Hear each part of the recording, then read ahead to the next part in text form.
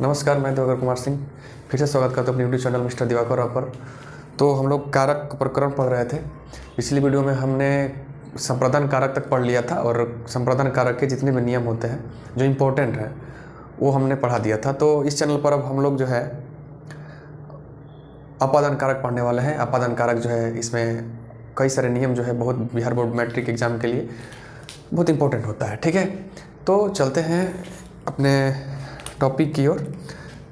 तो अपादान कारक की परिभाषा जानेंगे। अपादान कारक, ठीक।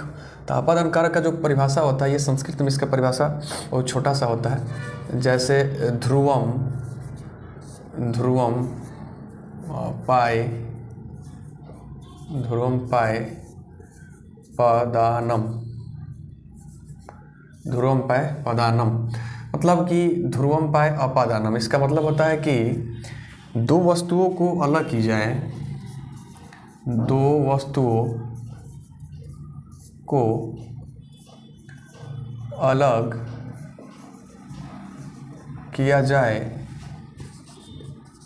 दो वस्तुओं को अलग किया जाए तो जो वस्तु स्थिर होगी, ध्यान से सुनिएगा, जो वस्तु स्थिर होगी उसे अपादान कहते हैं, उसे अपादान कहते हैं। मतलब कि दो वस्तु अगर एक साथ हो, अगर वो क्या हो रही हो कि कोई वस्तु उससे अलग हो रही हो, तो वस्तु जो अलग होगी तो वो तो अलग होगी, लेकिन जिससे अलग होगी वो तो स्थिर रहेगा ना। तो जब दो वस्तु अलग हो और उसमें से जो स्थिर रहता हो उससे हम क्या बोलते हैं? अपादान बोलते हैं। ठीक है, तो जैसे इसका चिन्ह होता है, अपादान कारक का चिन्ह होता है से, और करण कारक का भी चिन्ह होता है से। तो दोनों में अंतर क्या है, हमने पिछले वीडियो में भी आप लोग को बताया होगा कि अंतर क्या होता है। तो करण जो से होता है वो होता है साथ के लिए, और जो होता है ये अपादान कारक का चिन्ह होता है, ये होता है अलगाव के लिए। ठीक है, तो हमने देखा कि करण कारक में था कि वह कलम से लिखता है, तो कलम से लिख रहा है, मतलब जब तक कलम है तब तक लिख रहा है, उसके साथ का बोध हो रहा है। ठीक है, लेकिन इसमें इसका एग्जाम्पल ये होता है कि जैसे पेड़ से पत्ते गिरते हैं, है ना। मैं घर से विद्यालय जाता हूँ, तो इसमें पेड़ से पत्ते गिरते हैं तो पेड़ स्थिर है, गिर रहा है पत्ता। मैं घर से विद्यालय जा रहा हूँ, इसमें घर क्या हो गया? घर स्थिर हो गया, है ना। और मैं जा रहा हूँ विद्यालय, तो मैं और घर अलग हो रहे हैं। मैं घर से विद्यालय जा रहा हूँ, इसमें मैं घर से अलग हो रहा हूँ, जुदा हो रहा हूँ। तो घर यहाँ स्थिर है, गति कौन कर रहा? मैं कर रहा हूँ। तो जो वस्तु स्थिर होगा उसे ही अपादान कहते हैं। तो दो वस्तुओं को अलग किया जाए तो जो वस्तु स्थिर होगी उसे अपादान हम कहते हैं। ठीक है, इसके बाद इसके नियम के ऊपर चलेंगे। तो फर्स्ट नियम होता है अपादाने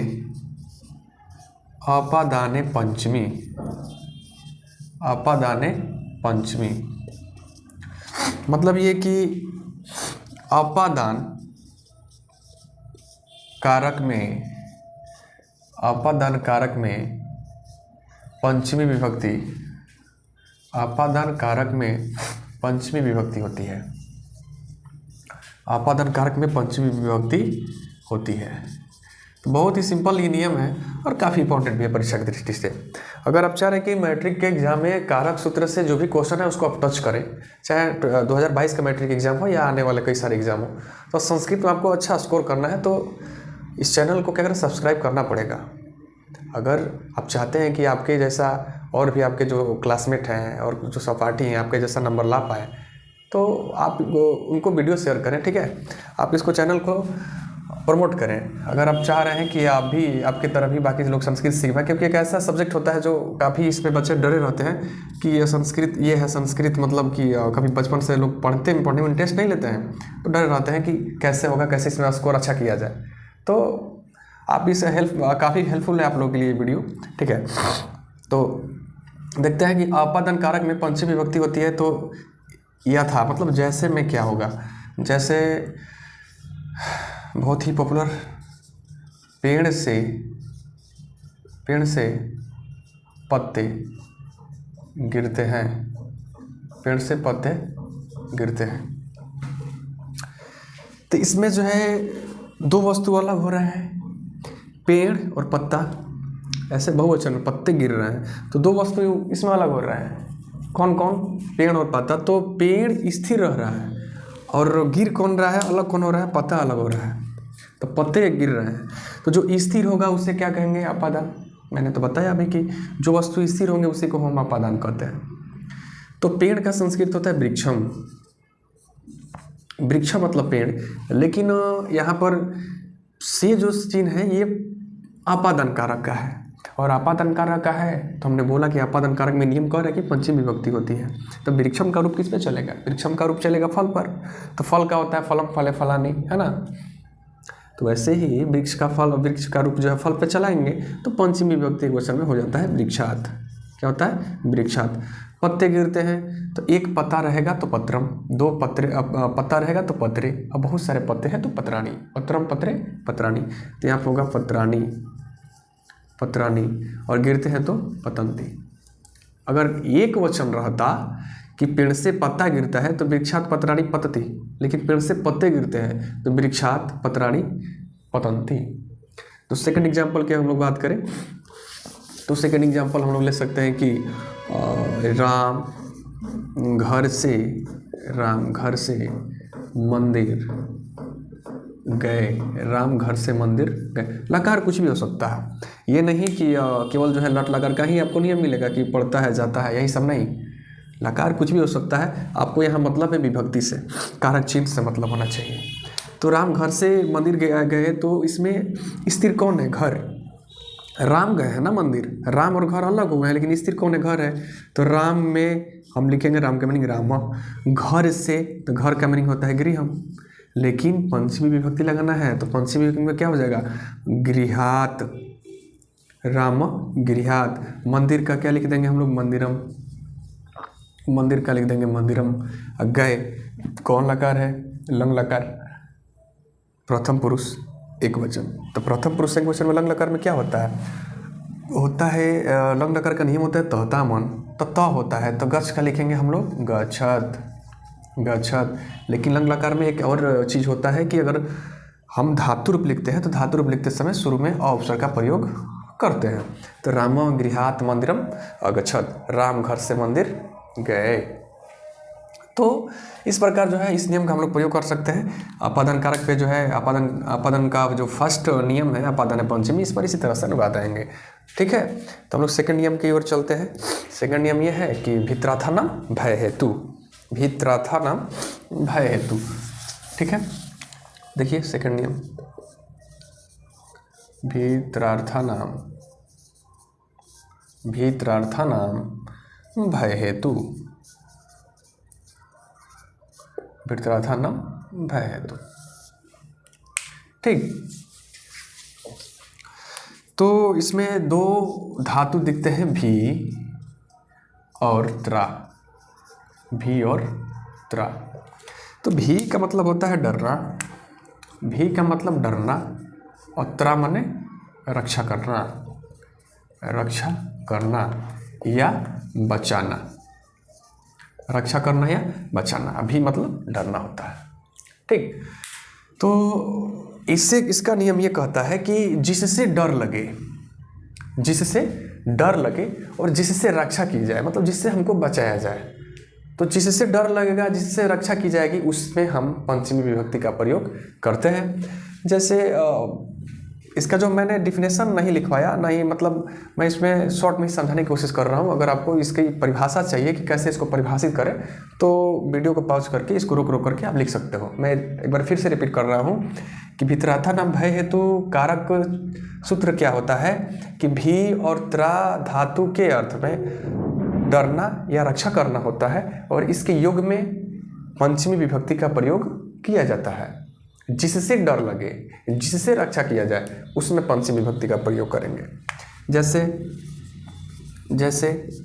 वह बाघ से डरता है, वो बाघ से डरता है। तो जिससे डर लगे, जिससे रक्षा किया जाए, उसमें पंचमी विभक्ति का प्रयोग करेंगे। तो वह बाघ से डरता है तो वह पुल्लिंग है यहाँ ना, डरती है रहता तो स्त्रीलिंग रहता, लेकिन डरता है तो पुल्लिंग है। तो वह का मीनिंग लिखेंगे स। बाघ का होता है व्याघ्र, व्याघ्र माने बाघ, लेकिन बाघ से डर रहा है तो पंचमी विभक्ति क्या हो जाएगा व्याघ्रात। और डरना का भी माने डरना, इसका रूप चलता है बीफ पर। भी मतलब डरना होता है लेकिन रूप चलता है बीफ धातु पर। जैसे गच्छ मतलब जाना होता है, एक्चुअली उसका मीनिंग होता है ग मतलब जाना, लेकिन रूप कैसे चलाते हैं, रूप चलाते हैं गच्छ पर। तो वैसे भी मतलब डरना होता है लेकिन रूप चलेगा बीफ पर चलेगा। तो हो जाएगा विभेति, विभेति। ठीक है। मैं सांप से डरता हूँ, मैं सांप से डरता हूँ। तो हो जाएगा मैं का संस्कृत होगा अहम, अहम। सब का मीनिंग होता है सर्प। तो अहम सर्पात, अहम सर्पात बिभेमि, बिभेमि, अहम सर्पात बिभेमि। ठीक। तो यहाँ पे लकार इधर उधर हो सकते हैं, लेकिन मैक्सिमम जो लकार है आपको अनुपात हमेशा मिलेंगे तो लट लकार में ही मिलेंगे, तो उसका टेंशन नहीं लेना है। जिससे डर लगे, जिससे रक्षा किया जाए, उसमें हम पंचमी विभक्ति का प्रयोग कर देंगे। तो डर लगने वाला एग्जाम्पल हमने देख लिया। अब ये एग्जाम्पल देखते हैं कि किससे रक्षा की जाती है। ठीक। तो जैसे है कि शिक्षक छात्र को पाप से बचाते हैं, पाप से बचाते हैं। ठीक। शिक्षक छात्र को पाप से बचाते हैं। तो शिक्षक का मीनिंग शिक्षक, शिक्षक का मीनिंग शिक्षक, छात्र को, तो छात्र का मीनिंग होता है छात्र। तो द्विवचन है ना, छात्र को बचाते हैं, तो यहाँ पे लिख देंगे छात्रम, शिक्षक छात्रम। किसी से बचाते हैं तो पाप से बचाते हैं, तो जिससे बचाएंगे उसमें पंचमी विभक्ति। तो पाप क्या मीनिंग होता है पापम, तो हो जाएगा पपात। क्या हो जाएगा पपात, वो वाला पापा नहीं, डैडी वाला पापा नहीं होगा यहाँ पे। ठीक है। पपात बचाते हैं तो त्रायते, क्या होगा त्रायते। अब दिमाग में बच्चों को ये गया होगा कि सर यहाँ पे त्रायते कहाँ से लिख दिए, चल रहा था यति अंति होता है, अब ते अंते लगाते हैं। तो मैं बार बार इसका जिक्र किया हूँ बच्चों कि आत्मनेपद नाम का भी कोई चीज़ होता है। अगर जिस धातु को हम प्रश्मयी पद पे नहीं चला सकते हैं उसको हम आत्मनेपद पे चलाते हैं। जैसे कि त्रा धातु है, इसका रूप चलता है आत्मनेपद पर। ठीक है। जैसे मैं कई बार जिक्र किया हूँ इसको, आप इसको जानने के लिए आप जो पीछे क्लास को देखना पड़ेगा, है ना, अकॉर्डिंग टू प्रीवियस क्लासेस। तो त्रा धातु जो है आत्मनेपद पर चलता है, तो यहाँ पर त्रायते लिखा जाएगा, ना कि त्रायते लिखा जाएगा। तो शिक्षक छात्र को पाप से बचाते हैं तो शिक्षक छात्रम पपात त्रायते। अगर ये रह जाता कि राम नहीं कृष्ण लिखा जाए, इस बार कृष्ण तुमको, कृष्ण तुमको सिंह से बचाते हैं, सिंह से बचाते हैं।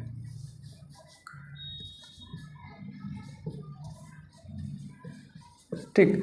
कृष्ण तुमको सिंह से बचाते हैं, तो कृष्ण का हो जाएगा कृष्ण, कृष्ण तुमको तो त्वाम। अब जुस्मत शब्द का दूसरा क्या बोलता है, जुस्मत शब्द का द्वितीय विभक्ति है ये त्वाम।